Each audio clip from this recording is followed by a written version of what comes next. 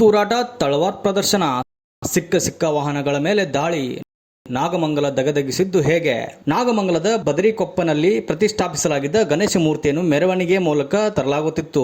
ಅದ್ದೂರಿ ಮೆರವಣಿಗೆ ಮೂಲಕ ಗಣೇಶ ವಿಸರ್ಜನೆಗೆ ಆಯೋಜಕರು ಸಜ್ಜಾಗಿದ್ದರು. ನಾಗಮಂಗಲದ ಮೈಸೂರು ರಸ್ತೆಯಲ್ಲಿರುವ ದರ್ಗಾ ಬಳಿ ಮೆರವಣಿಗೆ ಬರುತ್ತಿದ್ದಂತೆ ಅನ್ಯ ಕೋಮಿನ ಯುವಕರು ಕಲ್ಲು ತೂರಾಟ ನಡೆಸಿದ್ದಾರೆ. ದರ್ಗಾ ಬಳಿ ತಮಟೆ, ಡೊಳ್ಳು ಬಾರಿಸದಂತೆ ಕಿರಿಕ್ ಮಾಡಿ ಕಲ್ಲು ತೂರಿದ್ದಾರೆ. ಈ ವೇಳೆ ಎರಡು ಗುಂಪಿನ ಯುವಕರ ಮಧ್ಯೆ ವಾಕ್ಸಮರ ಶುರುವಾಗಿದೆ. ನೋಡುತ್ತಿದ್ದಂತೆ ತಳ್ಳಾಟ, ನೂಕಾಟ ನಡೆದಿದೆ.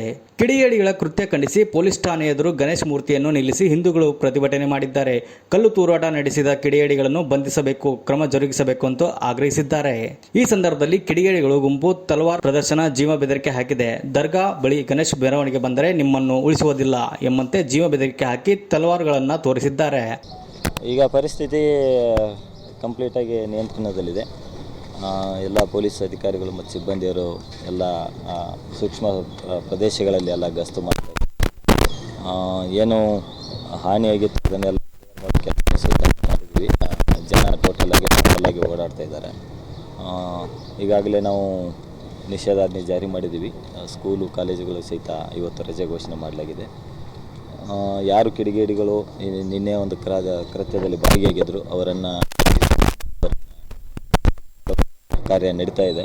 ಇದುವರೆಗೆ ಒಟ್ಟು 46 ಜನರನ್ನು ನಾವು ನಮ್ಮ ವಶದಲ್ಲಿ ತೆಗೆದುಕೊಂಡು ವಿಚಾರಣೆ ಮಾಡ್ತಾ ಇದ್ದೀವಿ. ಇನ್ನಷ್ಟು ಜನರನ್ನು ನಾವು ಟೋಟಲ್ 7 ಬೈಕ್ ಸುಟ್ಟಿದೆ ಮತ್ತು ಒಂದು 6 ಅಂಗಡಿಗಳು ಕಂಪ್ಲೀಟಾಗಿ ಸುಟ್ಟಿದೆ, ಸಣ್ಣ ಪುಟ್ಟ ಅಂಗಡಿಗಳು. ಇನ್ನು ಕೆಲವು ಅಂಗಡಿಗಳಿಗೆ ಸಣ್ಣ ಪುಟ್ಟ ಕಲ್ಲು ಹೊಡೆದಿದ್ದಿರ್ಬೋದು, ಗ್ರಿಲ್ ಮುರಿದಿದ್ದಿರ್ಬೋದು, ಈ ಥರದ್ದು ಸಣ್ಣ ಪುಟ್ಟ ಡ್ಯಾಮೇಜ್ ಆಗಿದೆ. ಅದೇ ಥರ ಕೆಲವೊಂದು ಬೈಕ್ಗಳಿಗೆ ಸಣ್ಣ ಪುಟ್ಟ ಕೆಳಗಡೆ ಕೆಡವಿದಿರ್ಬೋದು, ಸಣ್ಣ ಗ್ಲಾಸ್ ಮಿರರ್ ಹೊಡೆದಿದ್ದಿರ್ಬೋದು. ಈ ಥರ ಸಣ್ಣ ಪುಟ್ಟ ಎಲ್ಲ ಸೇರಿ ಒಂದು 15 ಬೈಕ್ಗಳಿಗೆ ಒಟ್ಟಾರೆಯಾಗಿ ಹಾನಿಯಾಗಿದೆ. ಯಾವಾಗ ತಲವಾರ್ ಪ್ರದರ್ಶಿಸಿ ಕಿರಿಕ್ ಮಾಡಿದರೋ ಆಗ ಎರಡು ಗುಂಪಿನ ಯುವಕರ ಮಧ್ಯೆ ಘರ್ಷಣೆ ಶುರುವಾಗಿ ಪರಸ್ಪರ ಹೊಡೆದಾಟ ನಡೆದಿದೆ. ಘಟನಾ ಸ್ಥಳದಲ್ಲಿ 100 ಸಂಖ್ಯೆಯಲ್ಲಿ ಯುವಕರು ಜಮಾಯಿಸಿದ್ದಾರೆ. ಪರಿಸ್ಥಿತಿ ಹತೋಟಿಗೆ ತರಲು ಪೊಲೀಸರು ಲಾಠಿ ಚಾರ್ಜ್ ಮಾಡಿದ್ದಾರೆ. ಲಾಠಿ ಚಾರ್ಜ್ ಆದ ಬಳಿಕ ಮತ್ತೆ ಕಿಡಿಗೇಡಿಗಳಿಂದ ಪರಿಸ್ಥಿತಿ ನಿಯಂತ್ರಣಕ್ಕೆ ಬರುತ್ತಿದೆ ಎನ್ನುವಷ್ಟರಲ್ಲಿ ಉದ್ರಿಕ್ತರ ಗುಂಪೊಂದು ಯುವಕರ ಸಂಖ್ಯೆ ಹೆಚ್ಚಾಗಿ ಮತ್ತೆ ಕಿಡಿಗೇಡಿ ಕೃತ್ಯಕ್ಕೆ ಮುಂದಾಗಿದ್ದಾರೆ. ಹೆಚ್ಚಿನ ಸಂಖ್ಯೆಯಲ್ಲಿ ಕಿಡಿಗೇಡಿಗಳು ಸೇರಿದ ನಂತರ ಅಲ್ಲೇ ಇದ್ದ ಅಂಗಡಿ ಮುಂಗಟ್ಟುಗಳ ಮೇಲೆ ಕಲ್ಲು ತೂರಾಟ ನಡೆಸಿದ್ದಾರೆ.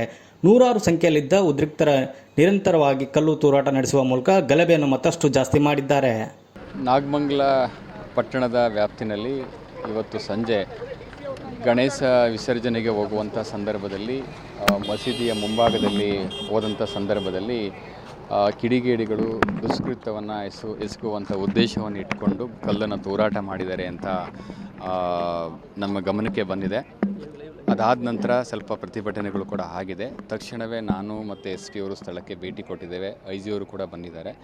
ಈಗ ಪರಿಸ್ಥಿತಿಯನ್ನು ತಿಳಿಗೊಳಿಸುವಂಥ ಎಲ್ಲ ಕ್ರಮಗಳನ್ನು ನಾವು ಕೈಗೊಂಡಿದ್ದೇವೆ. 2 ರಿಂದ 3 ಅಂಗಡಿಗಳಿಗೆ ಬೆಂಕಿಯನ್ನು ಹಾಕಿದ್ದಾರೆ. ಆ ಬೆಂಕಿಯನ್ನು ನಂದಿಸುವಂಥ ಕೆಲಸವನ್ನು ಮಾಡ್ತಾ ಇದ್ದೇವೆ. ಮುಂಜಾಗ್ರತಾ ಕ್ರಮವಾಗಿ ಸೆಪ್ಟೆಂಬರ್ 14ನೇ ತಾರೀಕು ರಾತ್ರಿ 12 ಗಂಟೆವರೆಗೂ ಕೂಡ ನಾವು ಸೆಕ್ಷನ್ 144 ನಿಷೇಧಾಜ್ಞೆಯನ್ನು ಜಾರಿಗೊಳಿಸಿದ್ದೇವೆ. ಅಂಗಡಿ ಮುಕ್ಕಟ್ಟು ಮಾತ್ರವಲ್ಲದೆ ರಸ್ತೆಯಲ್ಲಿ ಸಿಕ್ಕ ವಾಹನಗಳ ಮೇಲೂ ಪೆಟ್ರೋಲ್ ಬಾಂಬ್ ದಾಳಿ ಮಾಡಿದ್ದಾರೆ. ನೋಡುತ್ತಿದ್ದಂತೆ ಅಲ್ಲಿದ್ದ ವಾಹನಗಳು ಸುಟ್ಟು ಕರಕಲಾಗಿವೆ.